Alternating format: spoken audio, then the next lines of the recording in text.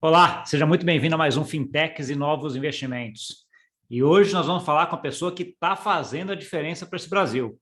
Uma pessoa que mexe com inovação e está muito próximo ali do Banco Central, né? E tem até uma coordenação com um projeto conjunto com o Banco Central ali que é bem interessante, né? Quem é ele? É o Rodrigo Henriques, que é o líder de inovação da Fenasbac e também é coordenador executivo do Lift Labs. Tudo bom, Rodrigo?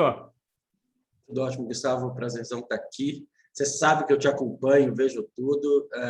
Vai ser legal ter um papo contigo sobre o que está acontecendo na inovação financeira, falar um pouquinho, né, da visão do regulador e o quanto a gente sabe disto e o quanto a gente ainda está também aprendendo junto com vocês. Sou ótimo, né? E aí eu posso dizer é dos dois lados aqui. Eu também te acompanho bastante, a gente fala bastante até, né? Então, assim, Fala. então acho que é uma coisa que eu venho acompanhando bastante a tua trajetória. Mas uma coisa que eu me tentei quando a gente estava vendo aqui, até fazendo um pouquinho da pauta nossa, é que eu não sei um pouco da tua história, Rodrigo. Então, assim, como é que você chegou aí em inovação? Como é que você chegou na Fenasbac? Conta um pouquinho da tua história aí. Cara, tem uma coisa bacana na minha história, chamada CP500 da Prológica, que é um dos primeiros computadores pessoais que existiram no Brasil. Então, meu pai trabalhava na Embratel. Eu tinha 9 anos de idade e meu pai trabalhava engenheiro né, da Embratel, engenheiro elétrico especializado em eletrônica. Você vê como uma história antiga, né? Fazia especialização em eletrônica. Mas meu pai era um cara que sempre gostou muito dessa parte de tecnologia de telecomunicações, obviamente. E quando surgiu a oportunidade de comprar um computador pessoal, ele comprou, mas não era um computador pessoal, era um computador pessoal grudado na rede Ciranda, que é a pré-internet brasileira. Então, eu fiz parte, né, da pirralhada de 8, 9, 10 anos de idade, que teve um computador em casa com um modem, com um e-mail, aprendendo a programar BASIC, lá atrás. Então, essa barba branca aqui, de quem está fazendo 50, né, tem 10 anos de e-mail já. Então, assim, eu sempre falei, bicho, 10 anos, 40 anos de e-mail. Né, Desde os 10, né? Eu tenho 40 anos de e-mail, eu tenho 40 anos de programação, eu tenho 40 anos de computador pessoal, tem coisas que eu já estou cansado disso aqui, sabe? Mas, então, começou muito cedo, e essa coisa da tecnologia para a gente era muito forte, e uma ideia... Meu pai viajava bastante fora do Brasil, trazia umas coisas assustadoras para a gente gostava de pegar, desmontar, né? De carrinho eletrônico de ferro japonês, né? Isso no final da década de 80, começo da década de 90, será um absurdo. Assim. A microscópio. Então, esse interesse por ciência e tecnologia na veia, e a parte de, né, computadores. E isso seguiu. Né? Meu primeiro e único emprego de carteira assinada foi trabalhando numa empresa de tecnologia, na área comercial, porque eu tinha essa cara de pau de, né, falar, mas fazendo todos os cursos. Então, instalação de rede novel está no meu currículo, assim, né? Para quem acha que sabe o que é isso, vai dar uma bugada. Né? Existia uma coisa chamada rede novel. E isso foi me acompanhando. Então, eu sempre fui um usuário muito forte e sempre acompanhei muito de próximo toda a tecnologia. O que aconteceu é que, há uns 10 anos atrás, 9 anos atrás, eu esbarrei na Fenasbac, porque eu fui para a área de gestão, eu fui para a área de gestão estratégica, saí de Brasília, fiquei um tempão no Rio de Janeiro, trabalhando com a área de consultoria. Quando eu vim para Brasília, eu esbarrei com a Fenasbac para um projeto... E aí, Rodrigo, acho que vale a pena até fazer um parênteses aqui. O que é a Fenasbac? Né? Eu sei se é, mas talvez quem esteja escutando aí não conhece. É verdade. Ninguém conhece. A Fenasbac é a famosa QUEM. Né? A famosa QUEM é a Federação Nacional de Associação dos Servidores do Banco Central. Nome bonito, nome pomposo. Né? Mas onde tem Banco Central, e tem vários lugares que tem Banco Central no Brasil, né? Brasília, São Paulo, Rio, Porto Alegre, por aí vai, tem uma associação de servidores e a federação, essa segunda camada de governança. É uma instituição tão nova quanto o Banco Central. Ela tem 1 ano a menos do que o Banco Central. Ela foi criada no Rio de Janeiro pelos servidores do Banco Central e acompanha, né, em paralelo, obviamente, porque a gente é formado por servidores, acompanha todo o histórico do Banco Central. E nosso, né, quadro do Conselho Administrativo Fiscal são servidores do Banco Central, nossos diretores são servidores do Banco Central. E foi isso que aconteceu. Então, há uns 8, 9 anos atrás, eu esbarrei com a federação num trabalho conjunto de estratégia para uma cooperativa de crédito, para o Sicoob. E aí eu vi o quanto de inovação financeira estava sendo costurada, né, estava sendo aplicada, aí, já do ponto de vista das instituições. Me apaixonei, entrei no Instituto Fenasbac, que é um braço que a gente tem, depois criamos a área de inovação e acabei liderando essa área. Né? Então, a gente criou a área e hoje eu lidero essa área. Muito por causa dessa história que você começou a falar ali, quando você falou a coordenação executiva do LIFT. Né? A gente criou, junto com o Banco Central, esse laboratório de inovação financeira e tecnológica. Entendi. Era para ser uma resposta curta, nunca sai curta, né? Não, eu diria que foi até curta, você resumiu quase 40 anos aí em 2, 3, 5 minutos, foi rapidinho. Mas aí, Rodrigo, então assim, vamos lá, agora você tem esse papel já há um tempinho, né, de coordenador aí nessa parte do LIFT e também na parte de inovação junto da Fenasbac, né? Então, conhecimento grande de inovação, né, como você começou lá desde os 10 anos, né? E um conhecimento grande aí também, esses últimos anos aí na parte de regulação e de como é que o regulador vê isso, né? E aí vem a primeira pergunta, que é um pouco da tua visão em relação a exatamente isso. Quando a gente pega o Banco Central, um dos principais, assim, historicamente, os bancos centrais sempre tiveram que prezar por deixar o negócio sólido, um negócio estável, aquele negócio que é confiança, que não pode mexer.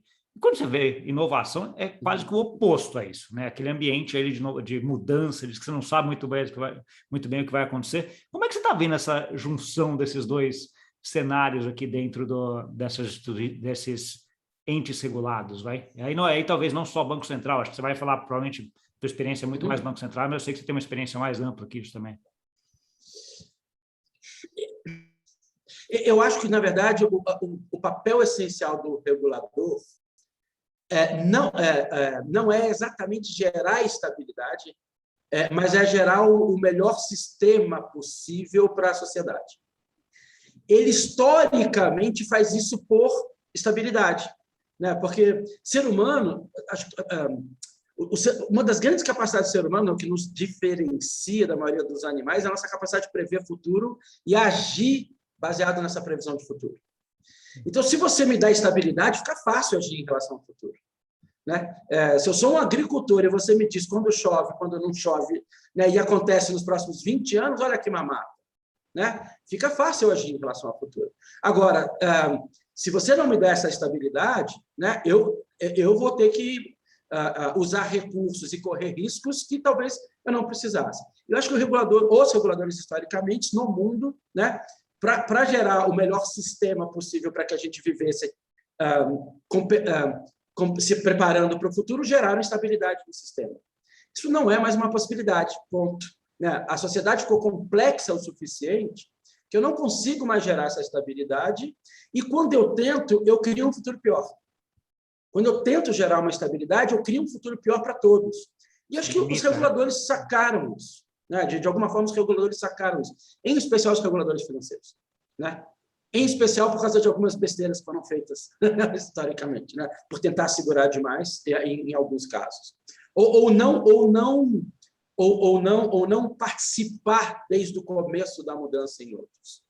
Então, acho que o regulador financeiro entendeu isso e tem feito um papel de testador do melhor sistema.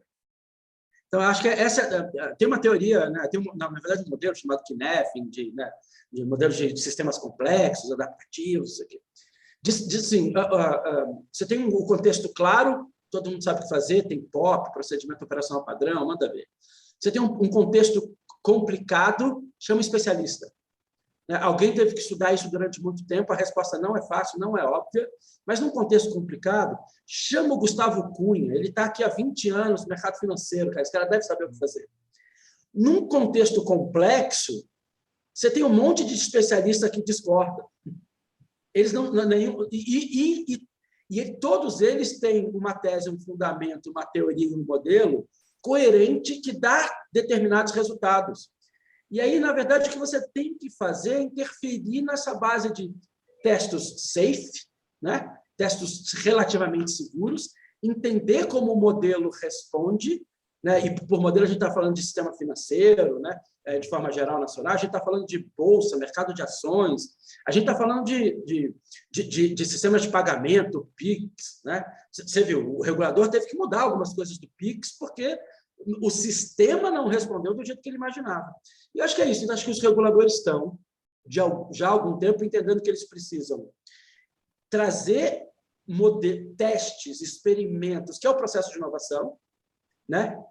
Fazer a leitura do ecossistema, fazer a leitura desse sistema complexo, entender como ele reage, e ir direcionando para os melhores caminhos, excluindo os piores caminhos, né?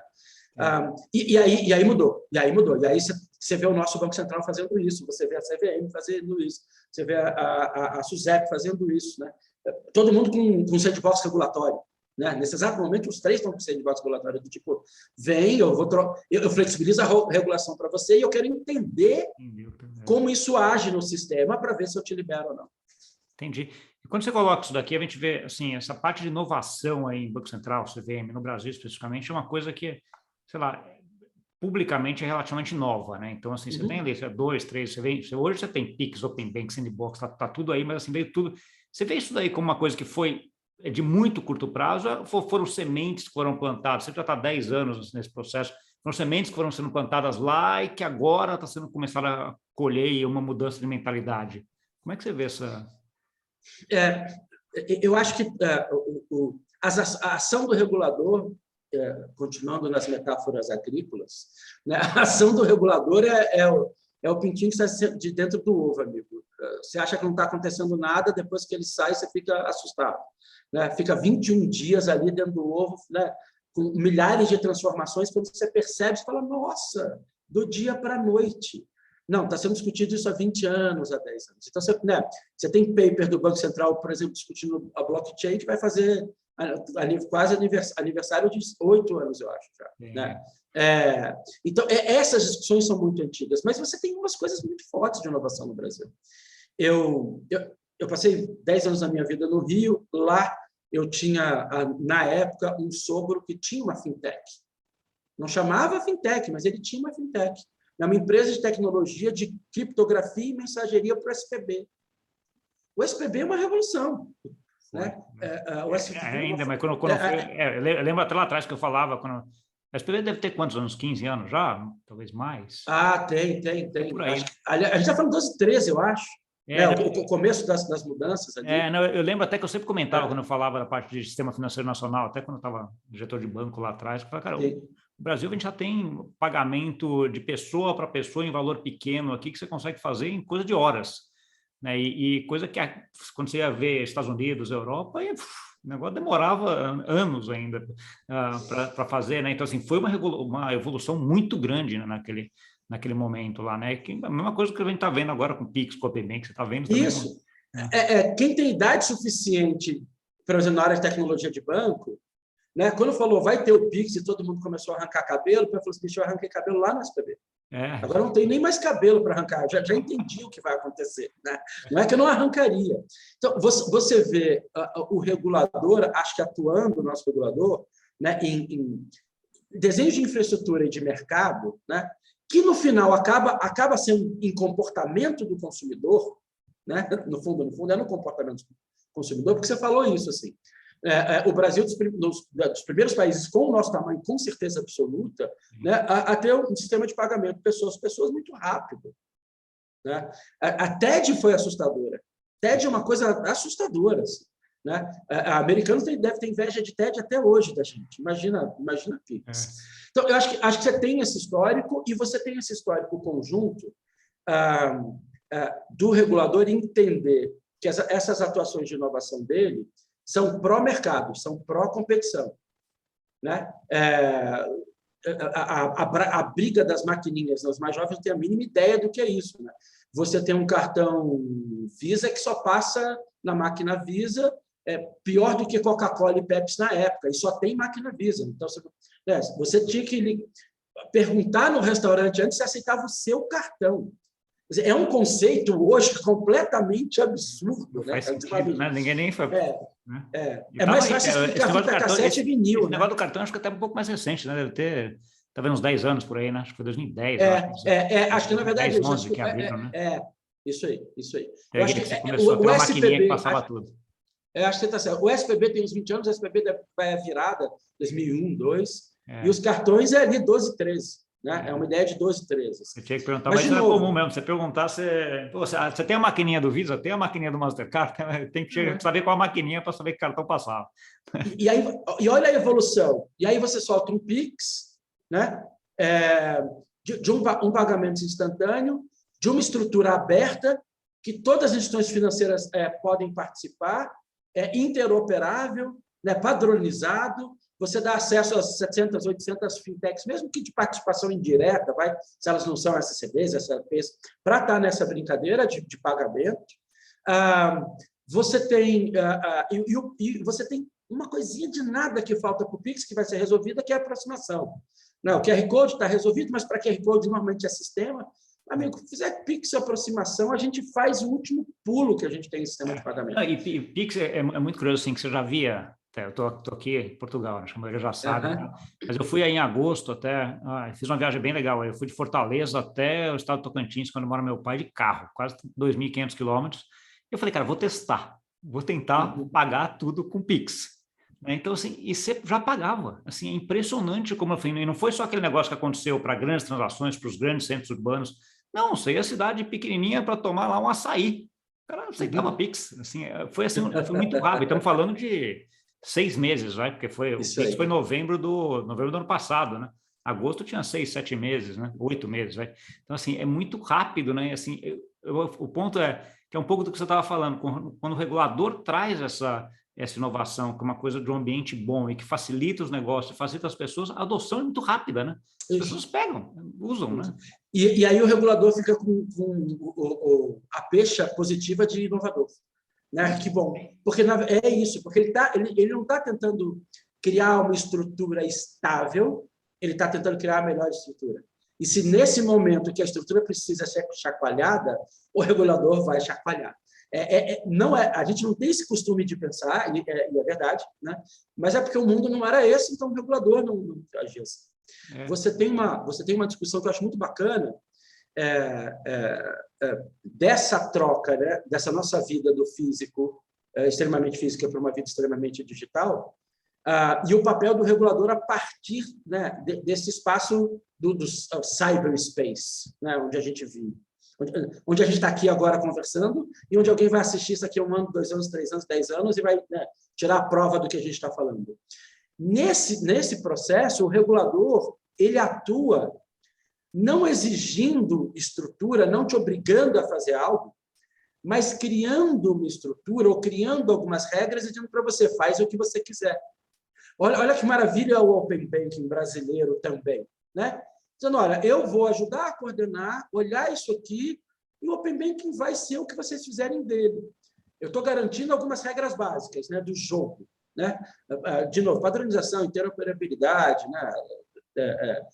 Universalidade, mas a partir daí, vamos ver como o mercado responde, e aí você tem o papel, e aí o regulador deixa o papel para o inovador privado, sangue no olho, né? Que quer correr muito risco dentro de um processo novo, achar a solução. Né? Achar a solução, e aí a gente acha a solução. Sim, o que eu acho interessante, até pegando esse teu caso especificamente, é que assim, você vê até o Banco Central do Brasil um pouco diferente dos bancos centrais até de fora, né? Porque você tem muitos que fazem essa atuação de mais maestro, né? É um pouco do que você está falando. Ele está lá, ele está regendo a sinfonia, mas está todo mundo tocando ali, inovando junto, né? Mas assim, quando você pega o Pix, por exemplo, ele não foi reger, ele foi lá tocar, né? Então, assim, ele estava tocando. Então, assim, eu acho que essa discussão entre... Tem momentos onde você tem que reger o Open Banking, né? Você organiza e cria um ambiente ali para organizar todo mundo e deixa o pessoal inovar. E tem momentos onde o pessoal não está fazendo, você vai lá e agora vai precisar, porque eu acho bom, eu tomo a dianteira e faço, né? Então, eu acho que essas duas coisas são bem interessantes de ver na parte de inovação de regulador financeiro, né? Muito, muito. E eu acho que no nosso caso, essa diferença do comportamento em relação ao Banco Central, a essa altura do campeonato, já deu para entender que eu não falo pelo Banco Central, né? A gente é próximo dele, tem parceria, mas me parece um grau de paciência com o mercado, de verdade. Então, assim, o Banco Central vai criando regras, esperando o mercado reagir, esgota a paciência, ele fala, faço eu. E me parece, o sistema de pagamento instantâneo brasileiro me parece um pouco isso, né? A tentativa de você criar um processo de pagamento mais aberto, mais barato, mais inclusivo, e você tem todos os sistemas fechados, a gente precisa dar nome, né? Mas todos os sistemas fechados, né, tentando fazer isso, e chega uma hora que o Banco Central fala assim, faço eu, e ele vai lá e fez. Eu concordo, você vê até pela comunicação, né? Vários papers do Banco Central falando a vantagem que você tem de construir um pagamento instantâneo, a vantagem, sei que lá, e quando você olha aqui fora, isso foi feito de forma privada, né? Esse pagamento foi resolvido é isso aí, eu estou falando, vocês não vão fazer, eu faço. Isso aí, faço eu. Isso é ótimo, né? E com sociedade é ótimo, né? Porque assim, para a sociedade é muito bom, né? Então... E aí você percebe que você tem um regulador que regula a própria ação, literalmente. Ele fala, olha, eu não quero ter mão de ferro, mas se precisar, né? Eu acho que essa postura é uma postura muito interessante de mercado, né? Então, se for competitivo, se for inclusivo, tá ótimo, eu não preciso fazer nada. Em compensação, eu tenho a força e o conhecimento para fazer essa. A gente teve uma conversa, acho que uns 5 anos atrás, a gente estava conversando com também alguns pesquisadores, e eu lembro de um falar assim, você sabe que para doutor, o Banco Central só perde para a USP?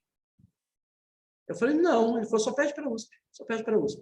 Quer dizer, todo mundo lá né, sabe muito do que está fazendo. Né? Todo mundo lá estuda muito, viaja muito, conhece muito, compara muito, né? E quer criar o melhor sistema financeiro possível. Sim, sim.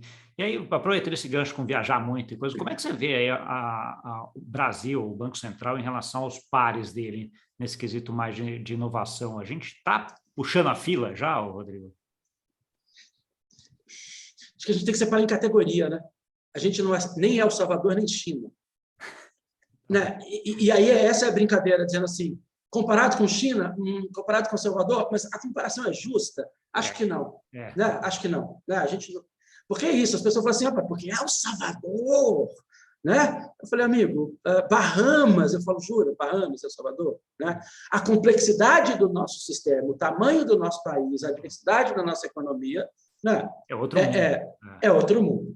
E a gente não é China, né? Porque a China é uma categoria à parte, né? Não só pela quantidade de pessoas, mas pelo modelo de governança chinês. Né? Então, é uma categoria à parte. Mas eu acho que, tirando os extremos, eu acho que mesmo colocando os extremos, eu vou me arriscar aqui. O Banco Central tem o nosso Banco Central tem a seguinte posição: eu não vou ser o primeiro, eu não vou ser o 10º. Me parece que essa é a posição dele. Eu não vou ser o primeiro, né? Eu não vou emitir a primeira moeda digital no CBDC, eu não vou ser o primeiro a fazer o sistema de pagamento instantâneo, eu não vou ser o primeiro, mas eu não vou ser o 10º. Mas vai estar ali entre os primeiros, né? Eu vou estar entre os primeiros, eu vou estar ali segundo, terceiro, quarto, porque me ajuda. Pega o Open Banking. Você tem problema de Open Banking no Reino Unido, né, por ter liderado a conversa, a tecnologia, tem tentado fazer os primeiros arranjos, que estão batendo cabeça até hoje. E que o brasileiro, né, o nosso regulador e o nosso ecossistema olhou e falou, isso não, hein? Isso não. Opa, isso eles acertaram. Aí a gente olha a Europa de forma geral, a gente olha a Ásia de forma geral, aí você olha a Austrália, né, tem alguns lugares que você olha, né, e você começa a olhar. Depois você volta e fala assim, mas a legislação deles e a nossa. Então, conversas muito interessantes, por exemplo, sobre o que a gente teve há 4 anos atrás sobre o Open Banking, junto com o Banco Central, a gente não é common law. Né? Então, você dizer o que o inglês fez, né, não sendo common law, e eles trazendo mesmo assim, é mais fácil a gente olhar os espanhóis, os italianos, né, os portugueses, e como é que eles estão implementando isso? Porque a sociedade e o modelo mental de pensar a lei, né, e o que a gente consegue é diferente. Então, acho que é isso. A gente não é primeiro, a gente não é 10º, a gente vai ficar brigando ali entre terceiro e quinto. aprendendo com quem está na frente, mas não deixando passar o tempo. Entendi. Pode parecer viés, mas eu acho super estratégia. Eu acho uma ótima estratégia. Exato, você vai aprendendo com quem está montando e pegando o melhor de cada pedaço ali que está mais perto de você, né? Acho que faz todo sentido. Rodrigo, tem um outro ponto que eu sempre trago aqui, que é a parte de blockchain, cripto, essas coisas que você sabe que eu adoro esse mundo aqui. Tô bem com ele. E esse mundo é um mundo que ele não respeita essa parte de... Ele não está atrelado à geografia, né? Então, assim... E aí acho que é um grande ponto aí de contato, ponto de grande atrito quando a gente fala de reguladores, principalmente no mercado financeiro, né? Que a gente está vendo DeFi, está vendo tudo isso acontecendo. Como é que você está vendo esse movimento disso aí? Sei lá, que você acha que vai ser? Porque se a gente vê...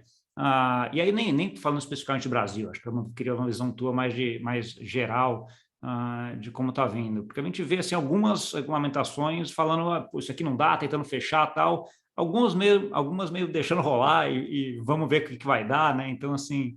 Qual é a tua visão sobre esse papel da moeda, essa inovação que está vindo aí dessas estruturas que não têm associação à área geográfica, velho? Eu não sei se o desenho que eu vou fazer é bom o suficiente, mas sabe aquela imagem de tortura medieval, que você tem duas carroças e a pessoa está amarrada com dois braços numa, os pés na outra e elas estão... Sou eu. Então, assim, meu disclaimer é: eu adoro Estado-nação e acredito em criptomoeda, cara. Você está sendo puxado pelos dois lados. Eu estou sendo puxado pelos dois lados internamente. Internamente, eu sou puxado pelos dois lados. Eu acredito em criptomoeda. Eu acredito em moeda privada. Eu acho que essa é uma coisa que veio para ficar. Porque essa é uma decisão social. É para começar por aí. As moedas são decisões sociais. A adoção de sal, concha, ouro, essas são decisões sociais da sociedade que está adotando. O cunho da moeda é uma adoção social. O Estado foi lá e botou a cara dele. Então, são adoções sociais. Então, eu acho que é isso. Eu acho que a gente está vivendo um desses momentos. A sociedade resolveu, de alguma forma, se não trocar por completo, criar um meio novo, de guardar valor, trocar valor, unidade por 3 pontinhos, do trilema da moeda. Que, a essa altura do campeonato, já tem muita gente falando, e eu gosto, assim, e quem disse que tem que responder os 3 ao mesmo tempo? É um pouco da minha vez. Eu acho que no futuro quem disse que tem que responder os 3 cada moeda, vamos dizer assim, para fazer um dos 3, né? Responde melhor alguma, e sempre respondeu alguma coisa. Nas últimas décadas de inflação, as moedas emitidas por estados não estão guardando valor do jeito que elas prometeram. E eu não estou falando de real, você sabe disso, a gente está falando de dólar. Está falando de dólar, A gente está falando de dólar. Então, o dólar não guardou valor como prometido nas últimas décadas. Reparou? E aí a sociedade vai dar uma resposta, e ela deu. A resposta foi extremamente tecnológica, e lindamente concebida. Essa é a questão do Bitcoin. Ontem eu estava numa live e o pessoal falou assim: qual é o novo Bitcoin? O novo Bitcoin é o Bitcoin. O novo Bitcoin é o Bitcoin. Tem um monte de coisa em volta do Bitcoin super interessante. Mas o desenho... o desenho é magnífico, né? O desenho é magnífico. Eu sempre falo assim, porque ele tem a primeira vez que eu li, eu peguei o white paper para ler, né? Acho que tem 7 páginas. E é uma coisa simples, né? Eu não sou um cara de tecnologia, mas eu li... Ele coloca o conceito de como é que é, você já olha e fala assim, nossa, dá para fazer, olha, que legal, né? Então, assim, caramba. E essa leitura fala assim, se um grupo razoável de pessoas adotar, não tem mais o que fazer. Eu acho que foi isso que aconteceu. E aí, quando parece que não vai adotar, porque toda a discussão não tem lastro, Nada tem lastro, nada tem lastro. Aliás, o texto desse final de semana que eu escrevi, o artigo que eu escrevi é exatamente sobre isso. Quem tem mais lastro, o dólar ou o Bitcoin? Nada tem lastro. O que você tem são sistemas fechados históricos que funcionam. E isso faz muita diferença mesmo. Se eu estou...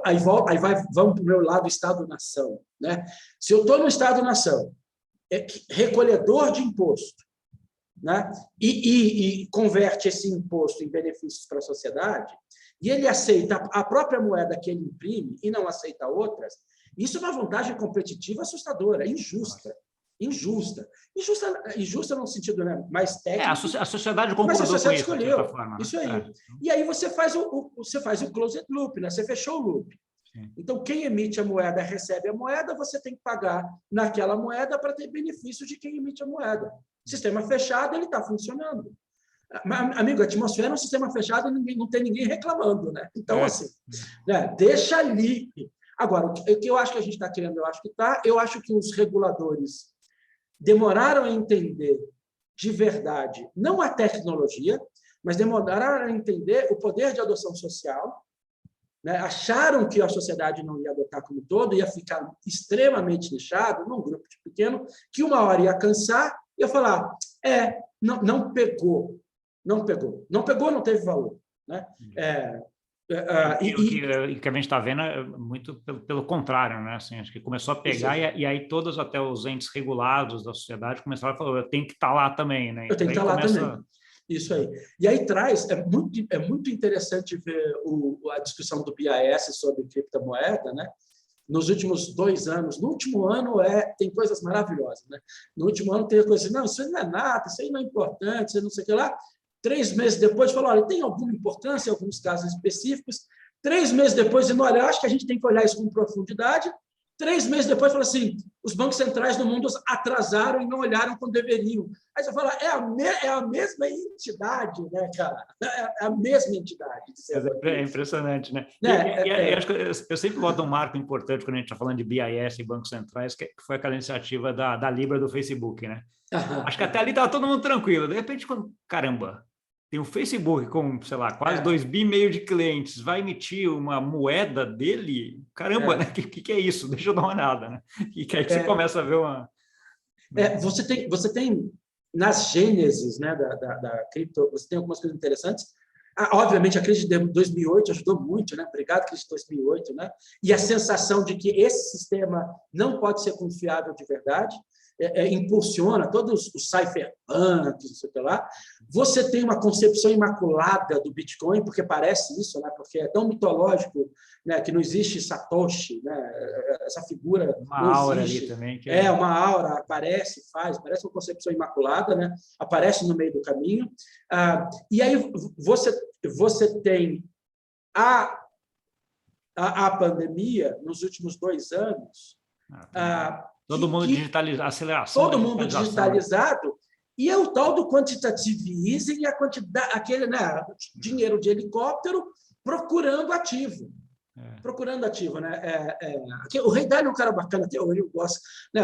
Ele soltou logo, né? Adoro o Ray Dalio, assim. O cara soltou logo no começo. Ele falou assim: cash is trash, né? Dinheiro não vale nada, amigo. Tipo, compra Big Ball, sabe? Compra Big Ball e revende Big Ball. Meu carro hoje, usado, 2 anos depois, vale mais nominalmente do que eu paguei. Então, essas coisas impulsionaram, tem uma adoção maciça. E o Facebook, que você falou, o Facebook, eu acho que foi um sinal de alerta mesmo, dizendo, olha, tem uma entidade nova, nativa digital, indo para 3 bilhões de usuários. Ela vai ter uma moeda.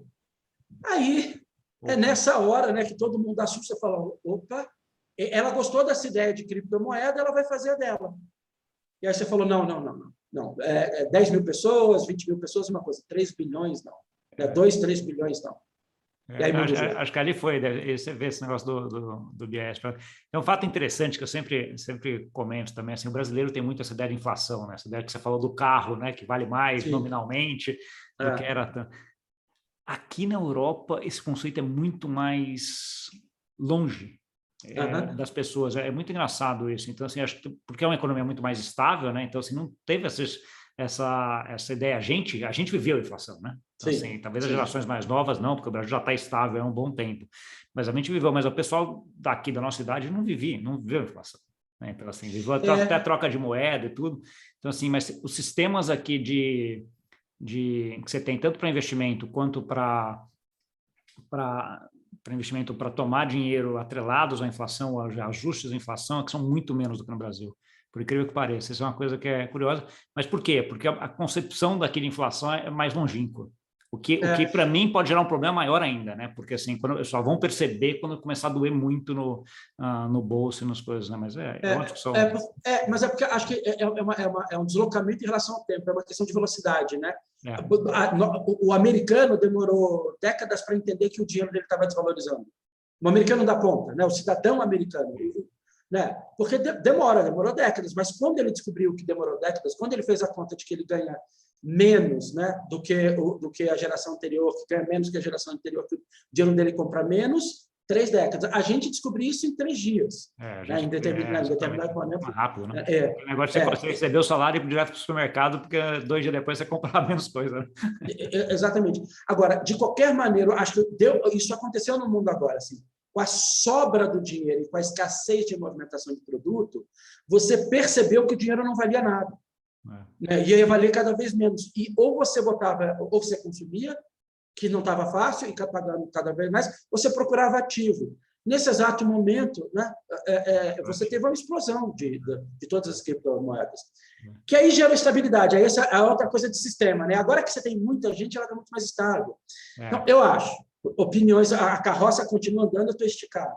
Mas acho que ficou, né? A gente vai ter criptomoeda, a gente vai trabalhar com criptomoeda. Eu acho que é imparável, vide China. Né? A China tentou fazer alguns movimentos, falou, já não faz muito mais diferença agora você tentar parar. Mas eu acho que vai ser interessante ver como é que isso vai conviver com os CBDCs. Como é que vai? Né? E como é que isso vai conviver com os CBDCs. Eu acho que vai ser interessante ver esse movimento na moeda digital né, emitida pelo Banco Central.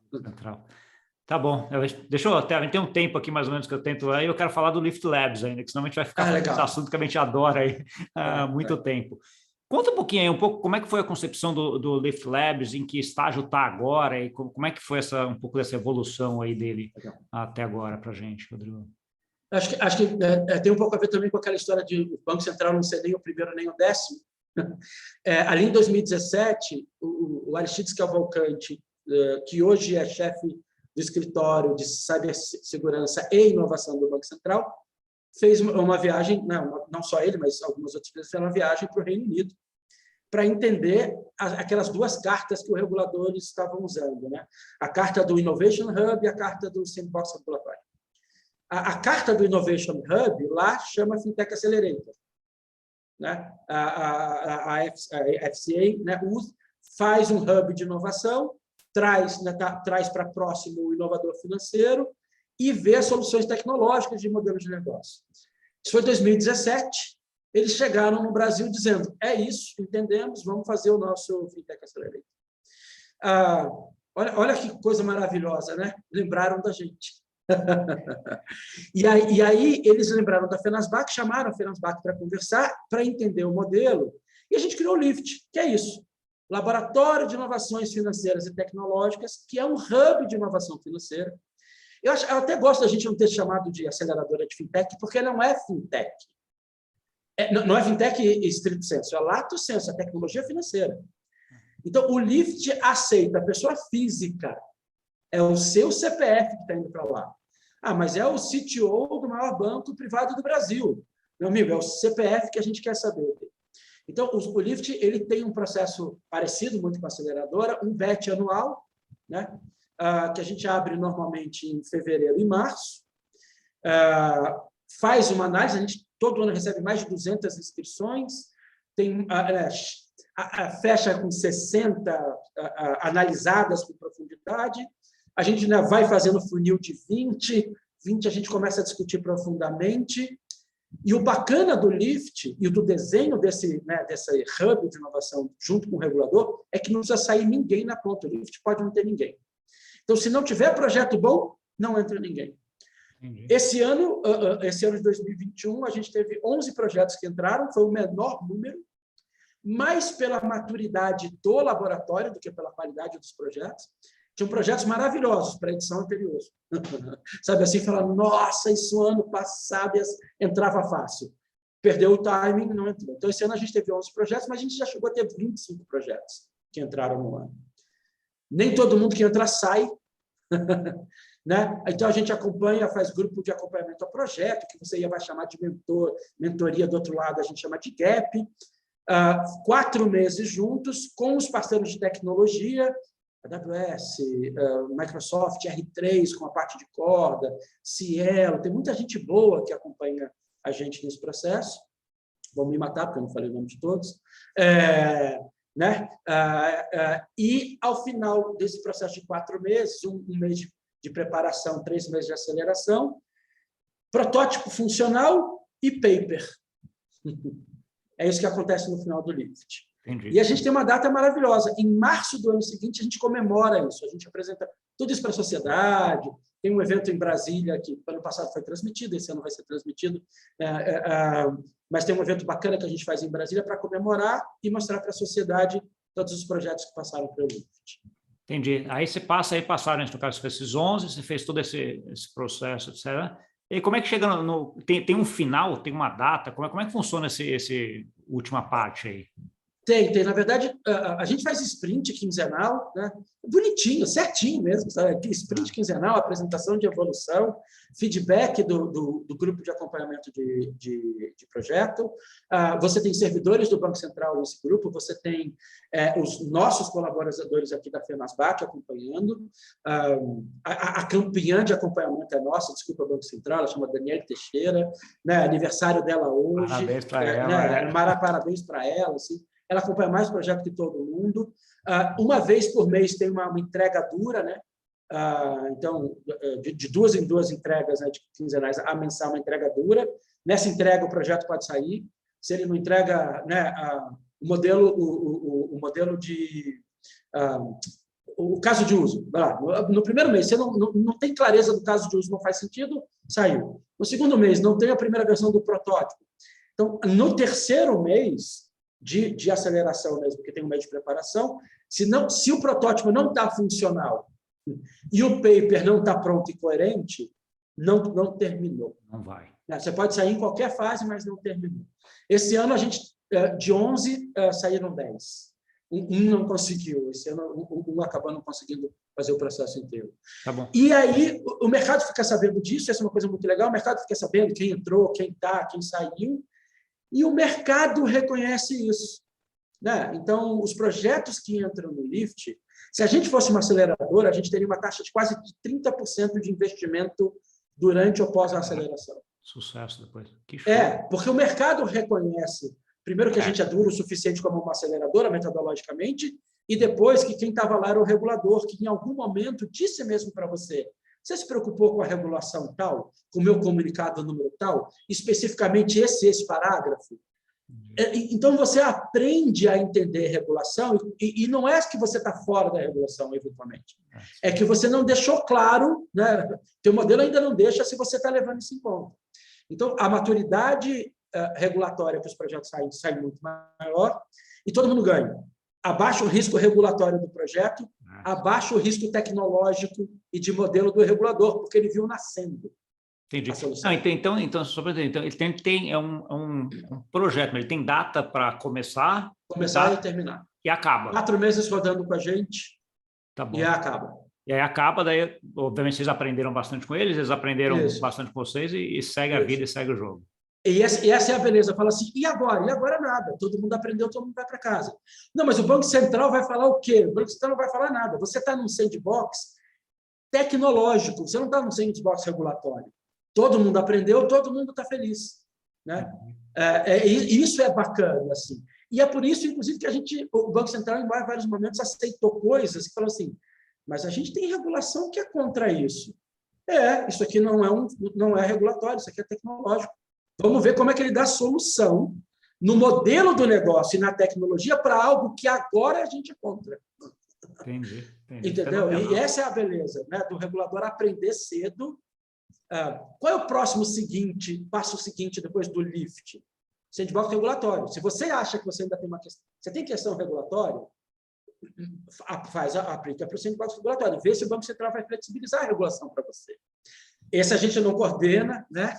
A gente acompanha, mas não coordena. Mas o Lift é bacana porque eu acho que ele é a entrada da inovação financeira próxima do regulador. É isso. Entendi. Que show, Rodrigo. A gente tem um tempo mais ou menos que eu tento seguir aqui, a gente já extrapolou ele bastante aqui, Rodrigo. A conversa está boa, a gente vai indo. Mas eu queria que você desse uma mensagem final para quem está nos ouvindo aí primeiro, ou vice-versa, né? Uma mensagem final, talvez antes da mensagem final, um pouco de para quem está ouvindo a gente, quer aprender mais sobre inovação no Banco Central, o papel da Fenasbac, Lift Labs, etc. Onde que ele encontra esse tipo de informação e depois uma mensagem final tua. Tá bom, bem rápido. liftlab.com.br, está lá boa parte do que a gente explicou aqui. Se você entrar no site do Banco Central e procurar Lift Lab, vai aparecer e vai mostrar também a diferença do sandbox regulatório para o Lift Lab. A gente tem canal no YouTube, a Fenasbac tem um canal do YouTube que tem papos parecidos com esse. Então, é o canal do YouTube da Fenasbac e a gente é ativo no LinkedIn. O resto das redes sociais a gente é muito pouco ativo. Tem lá, a gente tem Instagram, a gente tem Facebook, a gente tem tudo isso. A gente é muito ativo no LinkedIn e ativo no YouTube. Então, essa acho que é o lugar para a gente você achar e procurar um pouco mais.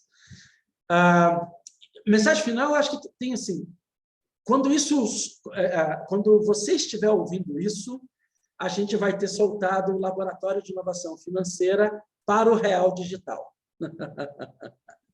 Essa é a grande novidade. Gustavo está sabendo minutos antes de todo mundo, né? Mas quando você estiver ouvindo isso, a Fenasbac, junto com o Banco Central, está soltando uma edição especial do Lift Challenge, do Real Digital. Então, o Banco Central está levando muito a sério a moeda digital, né, emitida pelo regulador. A gente vai ter, o processo vai ser mais longo, os projetos têm que ser muito mais maduros, obviamente, né? Você já tem que estar tentando solucionar isso, provavelmente você é uma instituição mais madura, você pode ser uma fintech, mas você está, né, já quebrando a cabeça.